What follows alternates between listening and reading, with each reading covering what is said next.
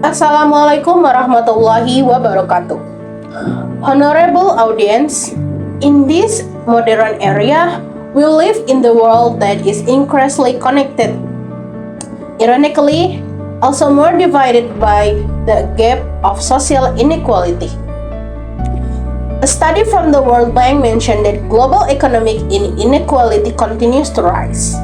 With the wealthness, 10% of the world's population controlling more than 50% of the total wealth.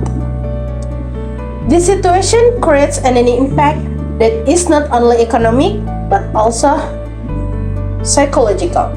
Psychological research show that social inequality can worsen a feeling of injustice and alienation. Those who feel they are at the bottom of the social pyramid often experience chronic stress because they consistently feel unable to reach the social standards set. This condition creates feelings of inferiority, anxiety, and even depression. Imagine a child growing up in a low-income family. Every day, they see their friends owning expensive items and having access to quality education, while they'll have to make do with limited facilities. What happened to their mental state? They might begin to feel that they are less valuable, that they are not good enough, or even that they are unworthy to dreaming of bigger. This effect is not only felt by individuals but also spread to entire communities.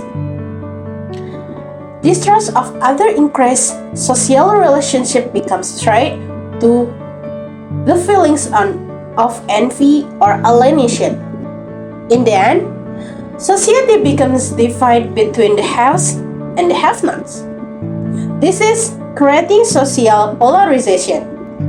We must believe that this problem has a solution. And the solution does not only come from government policies or economic system, but also from us as individuals and as part of a community. First, let's talk about empathy. Empathy is the ability to understand and feel what others are experiencing. This is a very important first step. When we empathize, we can see inequality not as a problem of numbers, but as a human problem. Step, like listening to the stories of people in different positions from us. Can build deeper understanding and reduce their sense of alienation. For example, there is a teenager from a less privileged family. He feels insecure because he can't follow the lifestyle of his wealthier friends. However, when a friend from a more affluent family invites him to discuss their shared interests, like music, that's something that doesn't require money, he feels more accepted. The relationship formed from this common interest help reduce his sense of alienation and boost his confidence.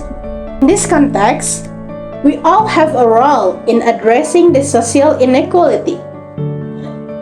Starting with the self-awareness and small action, we can reduce the psychological impact felt by those below the welfare line. So, every small step towards equality is a form of our responsibility as a fellow human beings. Let us ask ourselves, do we want to leave behind a world that is fairer and emotionally healthier from our future generation?